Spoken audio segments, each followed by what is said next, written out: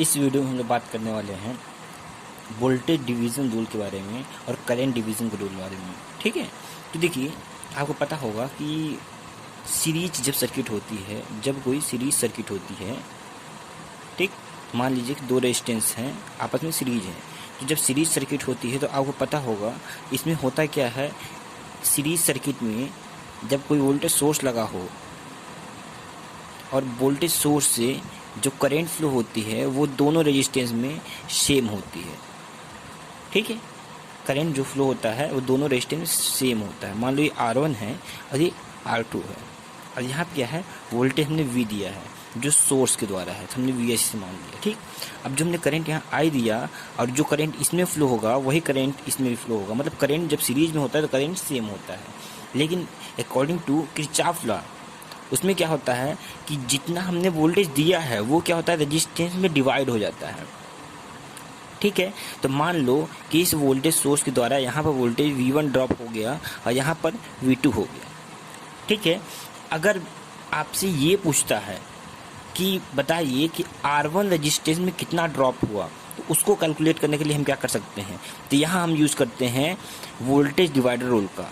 तो voltage divider rule में क्या करते हैं हम, मान लीजिए कि आपको R1 रेजिस्टेंस में आपको निकालना क्या है, R1 रेजिस्टेंस में उसमें वोल्टेज ड्रॉप कितना है।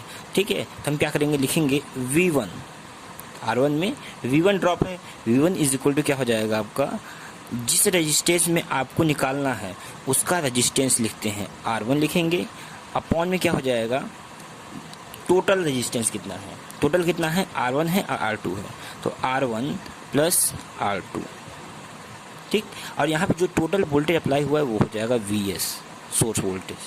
ठीक, ऐसे करके हम यहाँ निकाल सकते हैं टोटल, यहाँ पर जो R1 रेजिस्टेंस में कितना वोल्टेज ड्रॉप हो वो निकाल सकते हैं। अब मान लीजिए कि हमें R2 में निकालना है, तो हम R2 के लिए क्या करेंगे, तो वहाँ लिखेंगे V2 इक्वल टू क्या हो जाएगा, R2 का रेजिस्टेंस अपॉन में टोटल रेजिस्टेंस मल्टीप्लाई बाई क्या हो जाएगा, टोटल वोल्टेज कितना है, सोर्स के द्वारा कितना वोल्टेज दिया गया है जो डिवाइड हो रहा है, तो यहाँ से हमें V2 निकल जाएगा। ठीक है, ऐसे हो जाएगा, जो कि यहाँ पर जो VS आपको टोटल वोल्टेज दिए हैं वो V1 प्लस V2 के बराबर होगा। मतलब जो VS हमने दिया है सोर्स के द्वारा जो वोल्टेज मिला है इसमें, वो क्या हो रहा है, यहाँ पर दोनों रेजिस्टेंस जो R1 है और R2 है दोनों में डिवाइड हो जा रहा है। ठीक है, तो इस मेथड को हम लोग बोलते क्या है, वोल्टेज डिवाइडर रूल। मान लो कि यहाँ पर क्या है कि एक रेजिस्टेंस को वैल्यू दे देता है, मान लो एक रेजिस्टेंस सर्किट बना दिया हमने सीरीज में। ठीक, और इस रेजिस्टेंस में इसकी वैल्यू दे दिया है 10 ओम, इसकी वैल्यू दे दिया है 15 ओम। ठीक, वोल्टेज सोर्स अपने लगा दिया कितना, या वोल्टेज सोर्स लगा देते हैं। ठीक, अब वोल्टेज सोर्स जो दिया है वो कितना दे दिया है, मान लो आप कि ये दिया है 75 दे दो, 75 वोल्ट दिया है। अब बताओ भाई कि 10 ओम रेजिस्टेंस में कितना वोल्टेज ड्रॉप होगा, तो हम क्या करेंगे, लिखेंगे V1 is equal to 10 upon में 10 प्लस 7, यहाँ पर 15 हो जाएगा, मल्टीप्लाई बाय टोटल वोल्टेज कितना है, 75 हो जा रहा है। ठीक, तो यहाँ V1 कितना हो जाएगा, तो V1 देखो 10 अपॉन में 25 मल्टीप्लाई बाय 75, यहाँ से ये कट जाएगा और कितना हो जाएगा 30 वोल्ट। मतलब क्या है कि यहाँ पर जो V1 है, V1 में कितना वोल्टेज ड्रॉप होगा, वो 30 वोल्ट का होगा। अब भाई यहाँ पता है आपको 30 वोल्ट का होगा ड्रॉप, तो अब आपका जो 15 ओम रेजिस्टेंस है उसमें कितना होगा, तो क्या करिए आप, टोटल वोल्टेज है, यहाँ V2 निकालेंगे, V2 इक्वल टू क्या करेंगे, टोटल वोल्टेज में से हम घटा देते हैं 30 वोल्ट को, तो कितना आ जाएगा आपका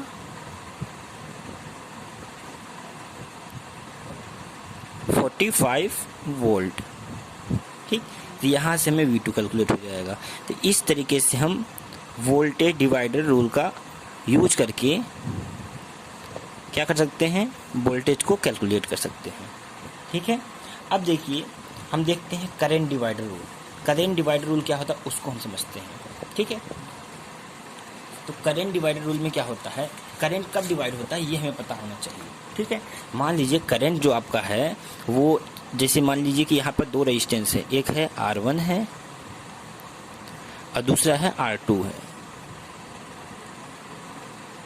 जो सोर्सेस से जुड़ा हुआ किसी, ये आपके R2। यहाँ वोल्टेज दिया गया है Vs, हमने दे दिया।